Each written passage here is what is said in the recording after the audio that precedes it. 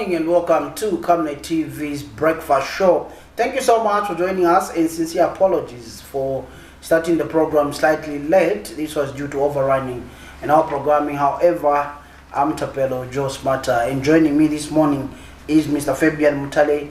He is a dollar-based democracy advocate. Mr. Mutale, good to see you and welcome. Oh, good morning, Mr. Smarter, and good morning, viewers and those following us on Facebook. Okay, fantastic. Remember, we are live on our Top Star channel 106, streaming live on Facebook, YouTube, and on the Kenstream app. Let's get into it. Straight away, we go into our zooming headlines and find out what the daily tabloids are saying this morning, Monday, 28th of July, 2025. Okay, we go straight to the Daily Nation. The Daily Nation comes up with a headline, Farmers Reject Bill 13. I will be showing you the contents of Bill 13 much later. However, that's the headline on the Daily Nation. On top there, on your left corner of your TV screen, we have an image of President Hakainde Hichilema, and with a caption there, a sub-headline, IMF's 184 million injection into Zambia elates HH. We also have an image of Sports Minister there, Mr. Elvis Nkandu. With the sub-headline attached to that, ECZ has qualified cadres, quote-unquote, UPND. Zambia, Angola deepen MSME ties. Okay. Mr. Mutale, which one do you go with? Well, I'm going with the qualified cadres. Okay. And deliberately so because, Mr. Capello, many other times when we've seen politicians cry the employment or allocation of jobs to cadres.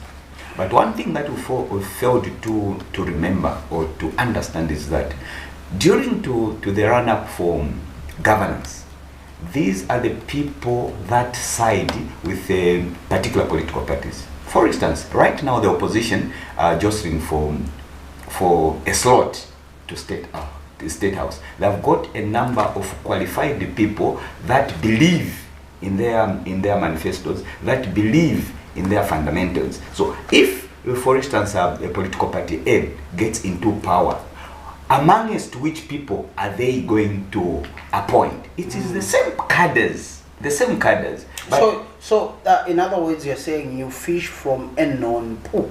Precisely, because those are the people that believe in your fundamentals. Those are the people that have been with you for lack of a better term, for the trenches. They call them the trenches. These are the people that you have been through with fighting to get to power. So where do we expect them to get these appointees from? But the catchword there is qualified cadres. Yes, we need to have qualified people as long as these cadres have got the prerequisite qualifications to do their jobs. But they should be reminded that when they get these government jobs, they cease to be cadres. They are now public servants and they are expected to perform as such. Okay, let's go to another newspaper.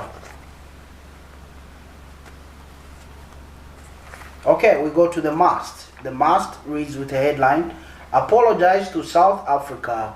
UPND must say sorry for portraying SA judges as corruptible, says lawyer. Nothing to celebrate yet, says anti-graft NGO. Communication failure undermining ECZ credibility, says Sensio. Kanchibia drags Zema Wama to court over pollution. Mr. Mutale? I'll go with the banner headline. Okay, let's go. This is an indictment on the government of the day.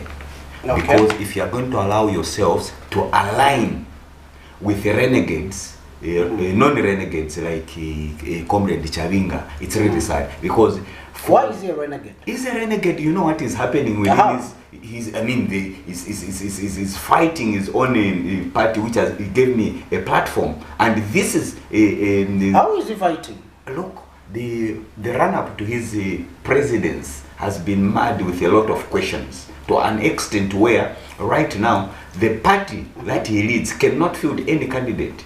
It is a party that has got the largest number of MPs in parliament, but it is neither here nor there. So I call him a renegade. I call him a renegade because he has not been accepted by his party, which he leads by documentation. So, but according to that document, Mr. Mtale, and it's good that you are here because last time we almost got into this conversation. By document and by law, clearly, Honorable Robert Chavinga, the Mafinga Member of Parliament, number one, he is leader of the opposition in Parliament, number two, recognized by the Speaker, and also he is the legitimate acting president of the Patriotic Front, backed by the Zambian laws.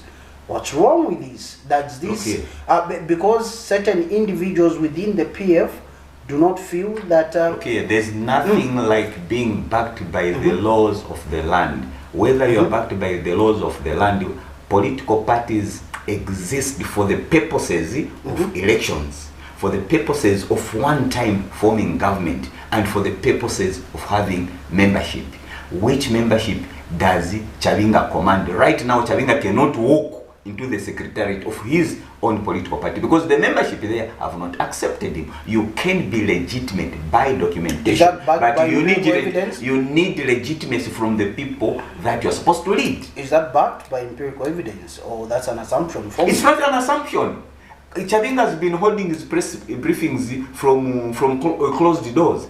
Chavinga, from the time he was elected or appointed or ascended to the PF presidency, have you ever seen him going to the PF secretariat? There's a concern that each time Honorable Robert Chavinga wants to hold a press conference at the PF secretariat, normally there is no power there. How is it fashionable that the other camps hold pressers there? Look here, I don't want to really divert into Chavinga so much. Let me talk about the headline before we waste our time on Chavinga. The indictment... No, it's not wasting time. Yes. It's clarifying matters. Clarifying matters, but for me it's wasting time. For the benefit of the Chavinga in his persona, I don't believe in people that lead documents and do not lead people. Because leadership is about the people. In Bemba we say, Infumu kutangala nipamabwe, namenshu kupoma nipamabwe. Stones in this context are people. You cannot be called a leader without a following. So on Chavinga, that is what I can say. Now, the diplomatic aspect. Government needs to detach themselves from Chavinga, and the earliest they do that, the better. But who said that government is attached? Look here. That's an assumption. It's my assumption. I'm giving my assumption. Because Chavinga is right now calling himself in an alliance with the United Party for National Development. So that is the alignment I'm talking about. Chavinga, in his pronouncement, he says his PF by documentation is aligned to the UPND. So that's what I'm saying. So, government should detach themselves from Chavinga because Chavinga does not mean well. And I'm saying this with a straight face. Chavinga does not mean well for this country and for the UPND. And the area they realize and detach themselves, the better for them. Look at the scandals that is now bringing the diplomatic field that may arise out of his careless pronouncements that he wants to bribe foreign judges. So if those perceived AI audios... How sure are you that audio is authentic? No, I'm not saying they're authentic. Whether they're authentic or not, but the fact that the people involved mentioned a country, the people involved, but that audio has got two voices. I'm not an audio expert. I'm saying that audio has got two voices. Why are you so bent on demonizing the male voice and neglecting the female voice? I'm not demonizing anyone. Look here, when you look at the audio, there was a conversation. And you know, I'm a speech analyst. When you look at the audio, the other lady allegedly was like on the receiving end, just listening. And if you understand connotation, you realize that the lady was very careful.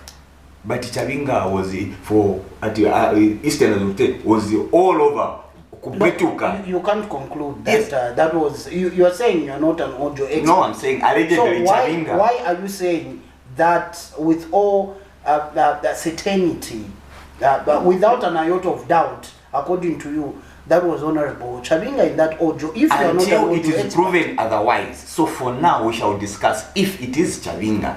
You ask me a question to say, why am I demonizing the male and not the female? So I'm explaining to say, the male was like a starring in the audio, and the female was just a co-starring by way of being. but according to that audio, it seems like the female is the one that called the male. That is your analysis, but I'm saying the purpose of the call, whether it was by the male or the female, the starting there was the male. We call them the male and female. The male was more like the starting in the audio, spewing all manner of venom regarding his machinations and activities. Okay. So it's like the male was more interested in the call. So until than the it's female. established, it's established by professional people, and if it is proved that indeed the people that we think are in that audio, the government should quickly detach themselves, because it is going to be manning trouble for the United Party for National Development if they continue aligning themselves with the alleged male. Let's go to another newspaper, dear director. Okay. What we have? We go to the News Diggers. The News Diggers runs with the headline, government paid 75 million kwacha to a company that did not do any work. FIC reveals. Senior arrests are expected in Zamsa scandal, says US Embassy. 559,000 kwacha worth of cholera kits went missing after closure of Heroes Center. Report. Okay, Mr. Mutali. I'll go with the banner headline. Okay. Mr. Smarter, it is sad that we still continue having such revelations in terms of misappropriation of funds and huge sums. And worse, these funds go to people that are expected to provide service to the Zambians, and yet they have not. Further, I've always been an advocate of government ensuring that we have bite dogs and not house dogs in the Auditor General as well as the Financial Intelligence Center. We have these institutions that are very good at investigations, but they don't have prosecutory powers. I want these institutions to have prosecutory powers, because the best person to prosecute a matter is one that has investigated. So since FIC investigates and comes up with these reports, just like the Auditor General, can they also be given powers to prosecute, so that that which they find out is taken to court and is proven beyond any reasonable doubt? We are tired of these banner so-called findings without follow-up. How many times has FIC released these reports? And up to now, I've not seen any company or individual called individual X, company X, individual Q, company P, taken to court. We are not going to be excited by the revelations without a follow-up, because these monies that are wasted should be recovered in one way or the other. That is why I'm calling upon the government. Let us refocus and create laws that will give the Auditor General as well as the Financial Intelligence Center powers to prosecute. Let's go back to the News Diggers. Okay, senior arrests are expected in Zamsa scandal, US Embassy. It's another ministry that has been like a star You know, the Minister of Health has been, since time immemorial, embroidered in a lot of financial scandals. We can date back to the times of the Kashiwa Ulayas, the Kapokos of this world. It is all Minister of Health. And this is, again, an indictment on this government, which came on the premise of fighting corruption. Can they up their game? While it is true that they are putting in efforts, like we saw the Sujlight matter, where those that were involved, district commissioners were involved, have actually been imprisoned, and some police officers. They should go further. We should not be seen to be focusing much on small crimes, but big crimes are seemingly left to unchecked. The Zamsa scandal, we have been following it through, and like the U.S. embassy said, big people should be followed. We are yet to see who these big people or senior people are that are involved in these scandals at the Ministry of Health. Okay, fantastic. Let's have the last one, the Zambia Daily Mail. Okay, as the Zambia Daily Mail is getting ready, Mr. Mtale, let's go to opposition political parties. It's a Monday, and we have to start on a high note in terms of politics. The opposition political parties have come up. Others are calling for a united opposition to get into 2026. Others are saying there is no formidable opposition political party. Opposition uniting is a scam.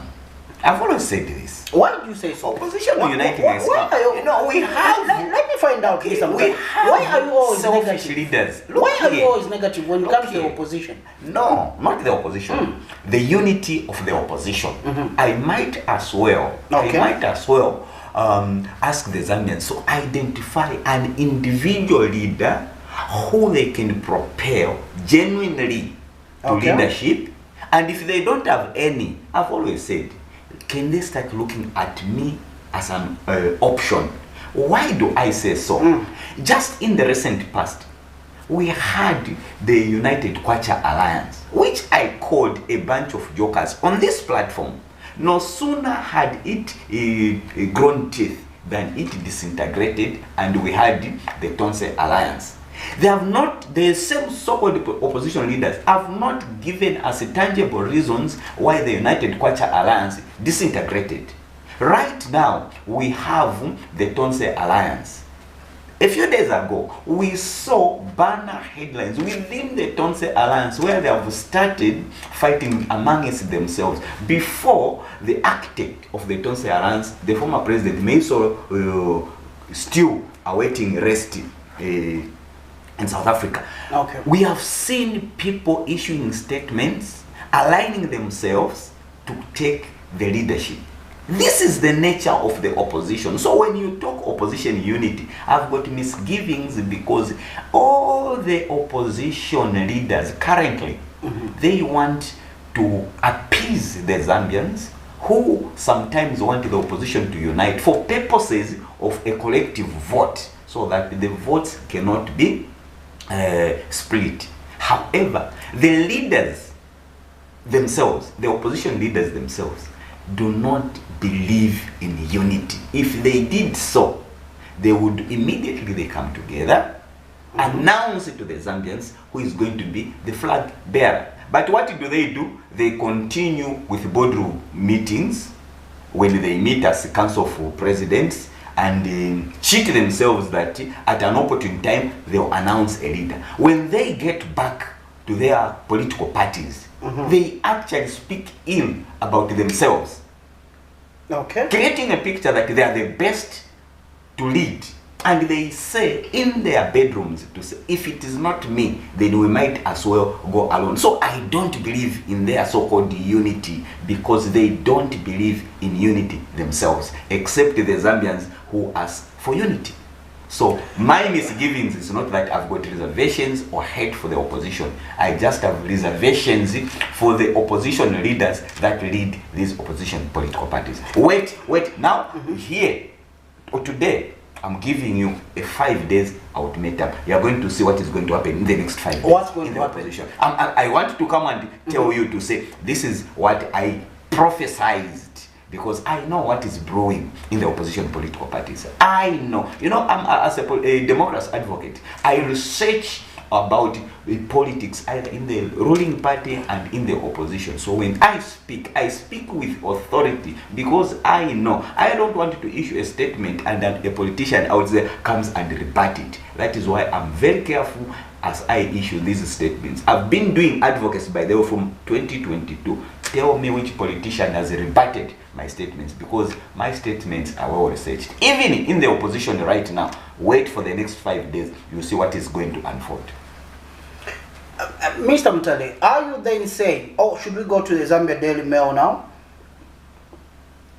Okay. Are you then saying, Mr. Mutale, that out there we do not have a candidate? Surely we do have political parties. We have the Socialist Party being led by Comrade President Fred Membe. We also have the Citizens First being led by Comrade Harry Kalaba, former Foreign Affairs Minister. Also have the Leadership Movement being led by Professor Richard Sulumbe. Are you honestly telling me? For purposes of consistency, the Leadership Movement has proved a force to reckon with, especially when it comes to participation in by-elections. Okay. You know, every political party is formulated for the purposes of participation in elections, so that they create a leadership for the people that at one point they will lead nationally. Now, look at some of the so-called opposition political parties that get into alliances. They don't have even a national presence. Me, as a Democrat advocate, I have actually a national presence than some of the political parties that get into alliances. You've mentioned Comrade Harry Kalaba. Harry Kalaba, up to date, he's never told the Zambians why he left the United Kwacha Alliance. Okay. So there should be more that was happening in the United Kwacha Alliance that you and me don't know. Okay. So Kalaba has aligned himself to no alliance at the moment. He's the only politician at the moment that is not aligned to any alliance after leaving the United Kwacha Alliance. You are talking about Comrade Freddie Membe. Comrade Freddie Membe aligned himself to the Tonse Alliance, just like KBF aligned himself to the Tonse Alliance. Now, look at this. This is where I question the so-called alliances. At what point do they agree in terms of fundamentals? Because today you are in United Kwacha Alliance, tomorrow you are in Tonse Alliance. How have you harmonized your manifestos? How have you harmonized your fundamentals that you can work together? Because the Bible says two cannot work together unless they have agreed. So where have they drawn the line to say we have agreed on these fundamentals? That is why we are going into an alliance. Any alliance that will be formed in Zambia for the purposes of removing any political party from government will never work. And history has proven that. We had the UDA, which was formed by the current government, and FDD. Did it form government? It didn't. Even before PF formed government, they were also in an alliance with the ULP. Did they form government? No, they didn't. Time has not yet come for the so-called opposition to come together, because themselves as leaders don't believe in the alliances. They align themselves for convenience and publicity stunts, not really to unite for the purposes of leading Zambia. Others are saying Ichaba Iche, Binwa Mpundu. Well, I'll call it, I'll use the word, the Gen Z, it's a phenomenon that has come, which is blending in well with the minds of the Zambians. However, I need to put caution. While we need to position ourselves as young ones to take leadership, which we should, we should not discard wisdom. And wisdom, in most cases, in African context, is perceived to be coming from those that have been there, those that have seen it all, the elderly. So we should blend the Gen Z as well as the elder ones for purposes of knowledge transfer. We are alive to the fact that if, for instance, I want to be politically correct with my choice of words. If for instance, as a young person, I don't have brains, even when I grow up, I won't have brains. It does not mean when I'm old, then I've got brains. Equally, we have got young ones that don't have brains. They cannot be put, given responsibility to lead. So can we identify, scrutinize all the young ones that want to position themselves for power? You mentioned our comrade Binwa Mpundu. I've worked with Binwa Mpundu. Remember, I was a member of the Patriotic Front up to about 2016 after Great Michael Sata died. I worked with Binwa Mpundu when he was a provincial leader. I've got nothing against him, but as he aspires to lead, and as people ask him to position himself for leadership, he should be very careful so that he does not get infiltrated by those that want to use his name or his populist approach to get into power. He should be very careful and position himself correctly. Otherwise, he may end up dating himself, because a lot of people want to move with the frenzy, the euphoria of Ichabache to drive their agenda. And yet when Binwa was starting the Ichabache, he had a different approach to it. But we have seen a number of people silently positioning themselves, because now Ichabache looks like to be becoming the real deal for the young ones. Others are saying Antonio Mwanza.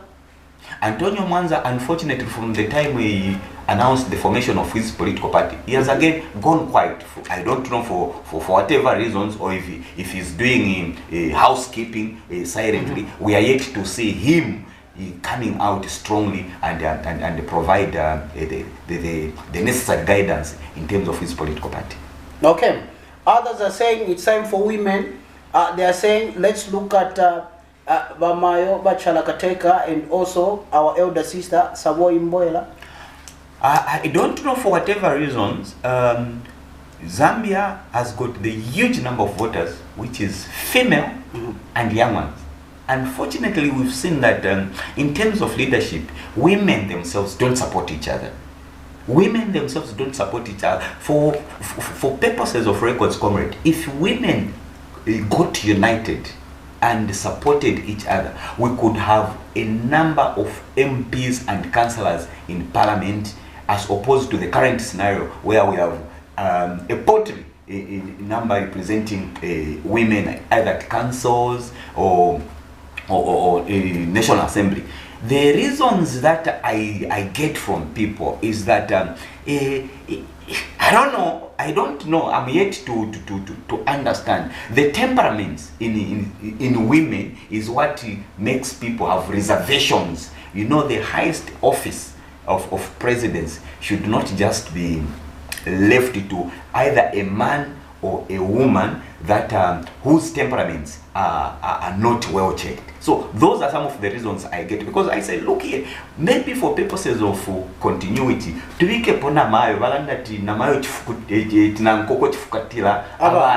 why can't we try a woman? Maybe a direction, the course of governance will change. They say, but for Zambia, a woman for now. But we had a woman in Malawi. Right now we have a woman in Tanzania. Those are Namibia. And Namibia, now we have Namibia. For Zambia, we are yet to see.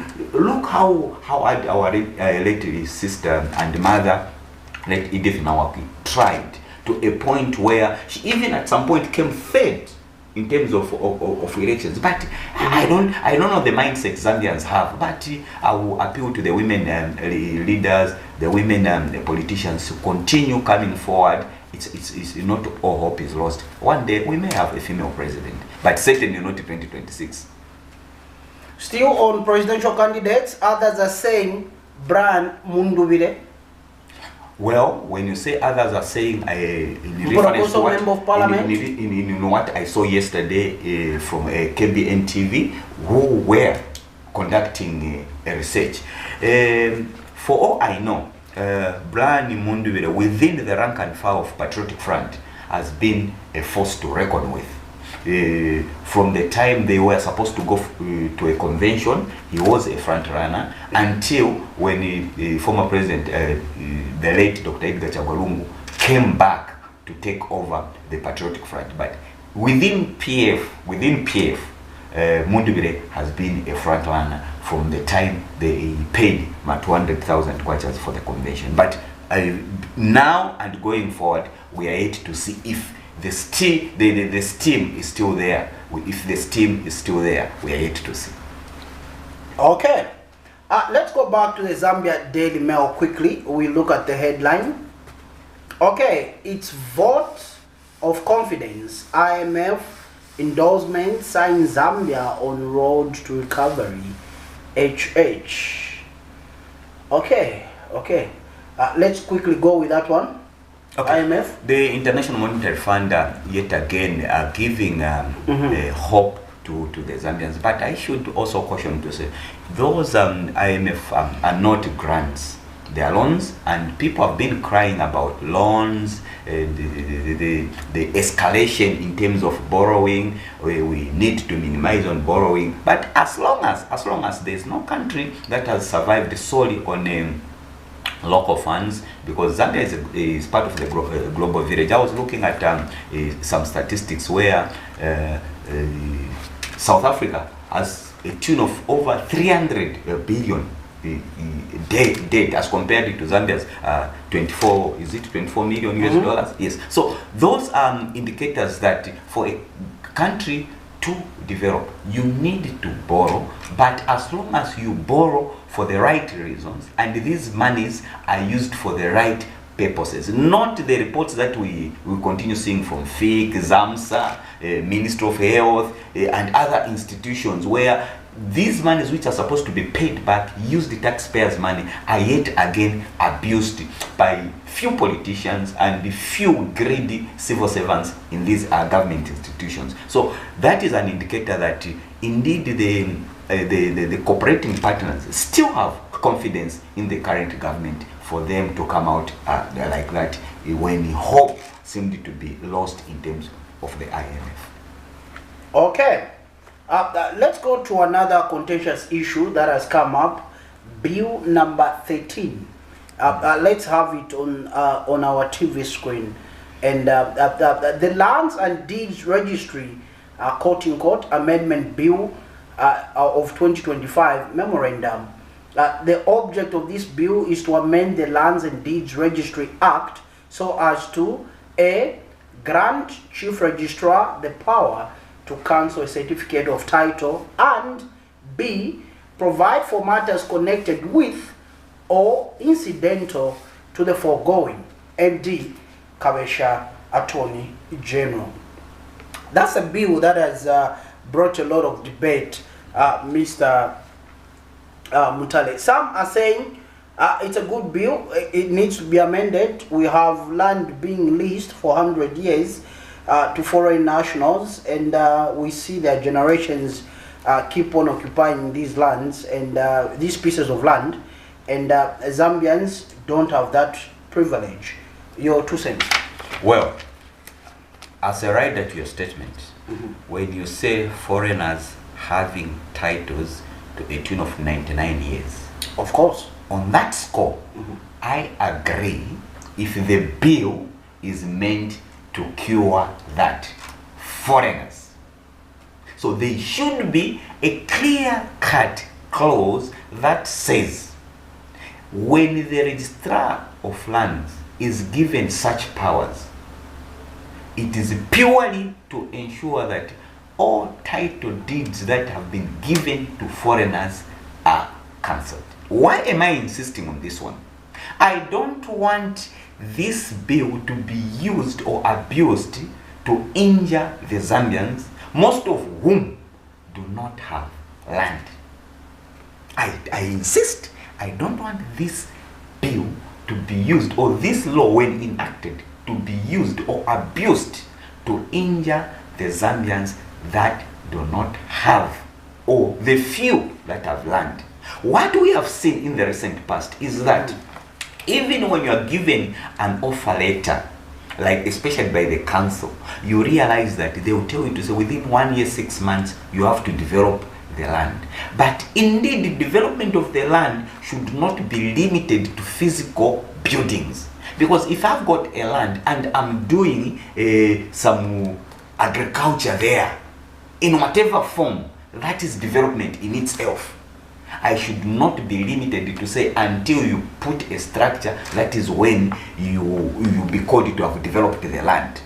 This law will be seen to be discriminating against the Zambians, because when the registrar of lands is given absolute powers, the powers which I know has, because if a title has got errors or anything, the registrar has got powers to amend those. So when they say to cancel simply means literally removing a title. If you, Mr. Smart, have got a piece of land which you have not developed, the registrar will just say, okay, we have cancelled this title, meaning the government will be taking over land from the Zambians. If it is in that context, I'll never support this bill. But if it is in the context of curing, and the clauses should be very clear cut, we don't want another vague or another lacuna of a law that will be going back to the Constitutional Court for interpretation.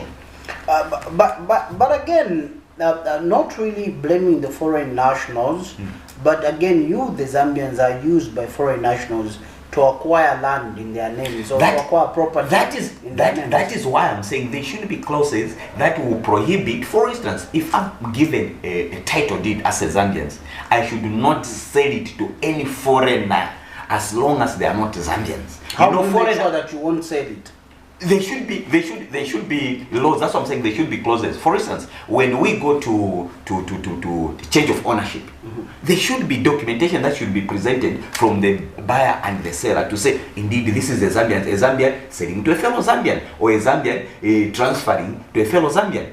Those clauses should be clear cut. That's what I'm saying. We should not yet again have another lacuna of a law that will be going to the Constitutional Court for interpretation. Are there cartels in the land acquisition and land purchase? That is a clear cut. Yes, cartels have been there through and through. That is why I've always been saying the Minister of Lands needs cleansing. Remember I mentioned about the Minister of Health. These are people that have been there since time immemorial. They understand the systems, when, how, and every mechanism, machination that goes with the falsehood, which is legitimate, made legitimate.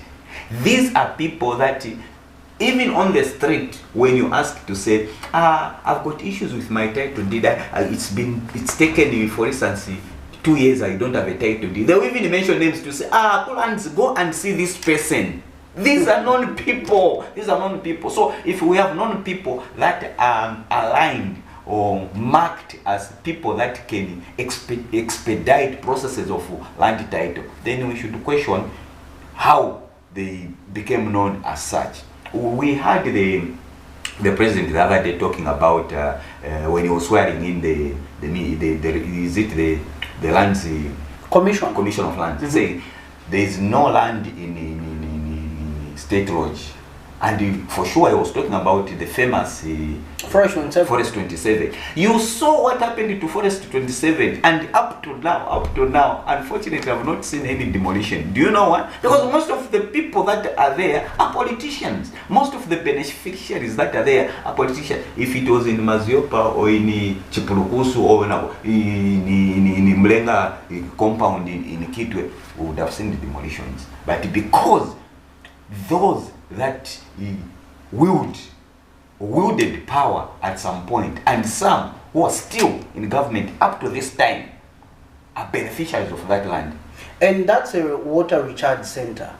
We should get worried, because right now we are talking about the droughts due to global warming that are drying up wells and a lot of water sources. We should not at any time take advantage of such lands, especially when the environment is threatened.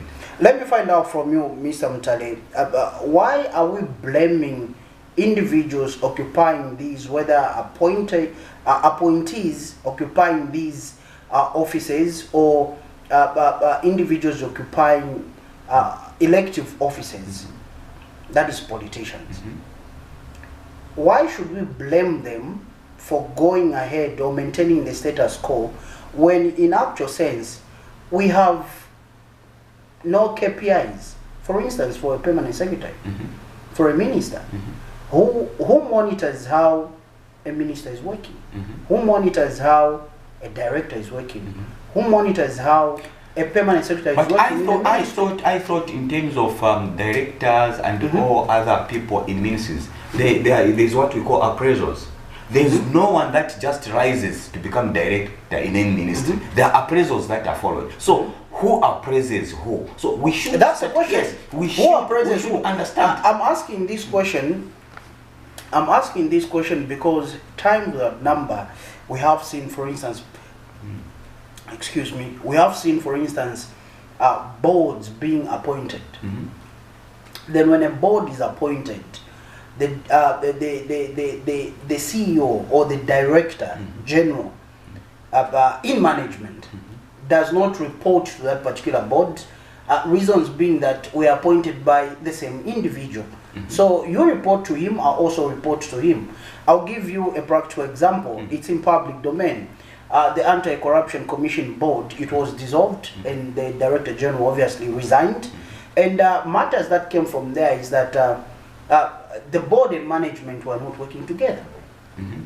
There were those conflicts, and we have seen this in so many. That is where we need to draw a line. That is where we need to draw a line. Look here, the appointing authority of the board is the ministry. Okay, for every quasi-government and ministerial departments. Now, at what point is the Director General appointed? Because I thought these should be advertised jobs whose office bearers should be interviewed and then employed by the board. That should be the procedures. This issue of appointing boards by the same person that appoints the director or CEOs of these companies, that is where it brings conflict. Because it's like you at par. You cannot supervise a fellow supervisor. It's just a natural justice. You cannot supervise a fellow supervisor because you're at equilibrium. This is what even brings confusion, because you feel I report to the same person and you report to the same person. So why should I report to you? I've got direct interaction with the appointing authority. So who are you? So we should draw a line. I don't know if the cabinet has got proper guidelines on such matters. If indeed there are such guidelines, we should revisit them so that the boards are appointed by the minister as it is. Then those CEOs or director generals within these institutions whose subjection should be the board are employed by the board and not appointed by anyone higher than the board themselves. Okay. And as we begin to wind up, when the FIC report is out, and obviously there has been revelations that there has been a reduction, a decline in public sector corruption. We should not dance to the reduction in theft. We should dance to the wiping out of theft in all government institutions. Whether theft has reduced, it's not a cause for dancing. We may just say, okay, we appreciate the thieves are stealing little, but we can do better. We should wipe out the thieves, the criminals from these government institutions. For me, there's nothing that we should be dancing about. So no, according to the FIC report, theft has reduced. Well, you're making a comparison based on documents. So let me find out from you. We've had some scandals in the Ministry of Lands.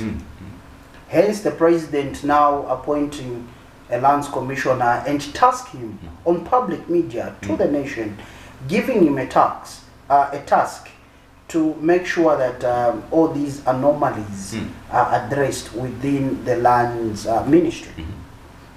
We've had scandals in the Ministry of Health. ZAMSA is a casualty as an agency. My question is, since you admitted that we do have cartels, my question is, do we have individuals that are more powerful than appointees of the head of state? It's not about... that are more powerful than ministers themselves. I'm asking you this question because we have been making follow-ups with those that are appointed, those that are elected to address certain things in the Ministry of Lands, where a road reserve right here in Ibex Hill has been sold off to a private developer. The problem we have with leadership, the problem we've had successively with leadership is that most of some people that masquerade as leaders, they're actually dealers themselves. They're not leaders, but dealers. They're dealers. Why do I say so? Look at the agencies of the Ministry of Lands. Who are the councils? How many times have we had land scandals from the councils where we have even triple allocations? And what do you know what the councils do? They'll hide under the term what they call, no, we'll give you an alternative. They behave as if they create land. Councils behave as if they create land. Whenever there is an advertisement of land in a particular area, believe you me, they would have already divided amongst themselves and their proxies, giving land to people who are actually themselves but with different names. Now, the danger in that is this, and that is why I partly support the enactment of Bill 13 if it will have clauses that are specific and not limited to the cancellation of title. Why can't we have a system where, if for purposes of registration of land I use my NRC, there should be a way to identify, to say, out of this catchment, how did this pay? Because when they're advertising land, they say individual, individual, individual. How are these people that have applied interviewed? You realize that some interviews are just academic. They would have already allocated those, if it's 200 or 80 plots, to themselves. They actually milk you and me by way of application fee for purpose of interview, and yet they have already allocated such land. Whose land they use proxies? You ask to say, is there someone who's bigger than the system? There is no one who's bigger than the system. It is just that syndicated crime is very difficult, even for those that have got power. Remember, when you change government, you don't change the system. You don't change. The system continues because government is a going concern. So how many councils were overhauled? How many councils were ripped inside out? Just like at Ministry of Health. Chongo Municipal Council is still on suspension? When you suspend a council, it is just the agency that is suspended in terms of new allocations, but the status quo remains because it's still functional. All the other processes remain, just like, for instance, where I come from, the council was, at some time before this government, was suspended for almost 2 years as an agency of Ministry of Lands, but that does not mean the other activities of the council stop. It is just the agency to allocate land that is suspended. So the criminals have continued being in these councils, the criminals have continued being at Ministry of Lands, and it is time we reverted to inside out kind of cleansing in some of these ministries that have perennially been involved in criminal activities. Okay. Mr. Mtale, as we go, the people of Zambia are watching right now. There are so many issues that need to be addressed. Your general overview in 1 minute of what is happening currently in the land of Zambia, your general overview from the issues of morality to the issues of criminality to political matters, social and economic matters. I'll start with morals. Zambia is a Christian nation we are not going to allow ourselves to be marginalized or and all manner of mischief in terms of morals. It is a time for the church. I don't know. I'm so much talking about the church because the church, especially the Pentecostal aspect, are believed to pray for people and cast out demons. Can they continuously cast out this demon that seems to be normal in Zambia, where social media is awash with a lot of immoral substance? Just on that aspect, Yes. let me throw in this question. Do we need social media to be regulated? Why am I saying so? We are seeing unfiltered, unregulated content being sent out there, being consumed. The laws are already there, including the recent amplified bill, cyber law. So what needs to be done is now, can we enhance the institution that has the powers to regulate social media? This is sector. Can we have serious professionals, serious departments that will ensure that no sooner had any illicit matter be posted online, it is quickly debarred from publicity, and the person that post such is quickly brought to book. We should not wait. This issue of stitching wounds is not working for Zambia. We should avoid the wounds. Okay. We should avoid the wounds as opposed to stitching them. Then on the issue of politics, comrade, I've always said, and I repeat this, the opposition right now should not be preoccupied with removing the government of the day. They should be preoccupied with providing alternative solutions. While Zambians may be disenchanted with one or two things that the current government may not be doing right, we want to see an opposition, not politicians that would just come to you and me say the current government has failed as a blanket statement. They should tell us to say, the UPND government, for instance, has said they are going to end load shedding by looking for alternative sources of energy in terms of solar up to a tune of 1,000 kilowatts. The opposition should also say, look here, if that is not practical, this is the alternative package we have. If the ruling party says we are going to reduce further the fuel up to a tune of a certain amount, the opposition should come up and say, no, this is not the right way. When we come into power, this is what we are going to do. Unfortunately, the opposition is preoccupied with the removal of the current government and not giving Zambians what they are going to do. Remember, Zambians now don't want promises. They want the house. When you say we are going to end load shedding, they ask, how are you going to do it? When you say, I'm going to reduce the price of millennium, they are saying, how are you going to do it? That is why I seem to side with the government of the day in terms of the roadmap that they have been putting, which I feel even successful governments, if for instance HH leaves office in 2031, even this government that will be formed in 2021 will ride on the foundation. So we should be looking at the foundation that is being laid. Is it porous? Is it something that will stand the test of time? That is what we should be acquainting ourselves with. That is where the opposition should be punching with. They should be telling us to say, for instance, if the current government has said we need alternative sources of energy, the opposition to say, no, what the sources of energy they are talking about is not right. The right way is this side. If the current government says, no, we need to diversify from rain-fed maize, bring up winter maize by way of financing irrigatable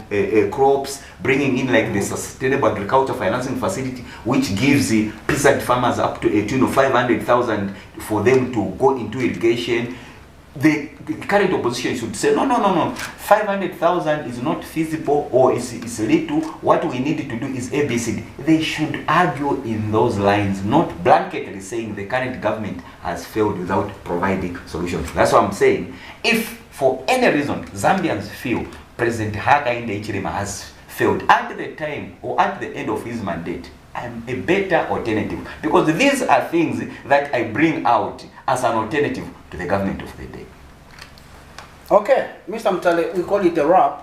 Thank you so much for having joined us this morning. It was a pleasure. It's also a pleasure, Smarter. And the Zambians out there, please, please, please, as we get to 2026, we should not yet again be deceived by dealers masquerading as leaders. Already we are seeing them. Already they are regrouping. Like I said, 5 days from now, a lot of things will be unveiled within the dealers masquerading as leaders. Okay, we wait for those 5 days. Mr. Mutale will bring you back to come and tell us. It should be Friday. Precisely, precisely. Okay, to come and tell us what the cat will bring, what will be found after your own analysis. We'll get to find out. But viewers, thank you so much for having joined us this particular morning. And we sincerely apologize for having brought the program slightly late. This was due to overrunning in our programming. However, like always, we are on top of things. Thank you so much to our director upstairs, Mr. Lesa, for the extra minutes. We do appreciate you, sir. And thank you, Mr. Mutale, for finding time early on a Monday to come and be with us this particular morning. I have been your host, Tapelo. Joe Smarter is my name. We'll see you when you see us. Good morning.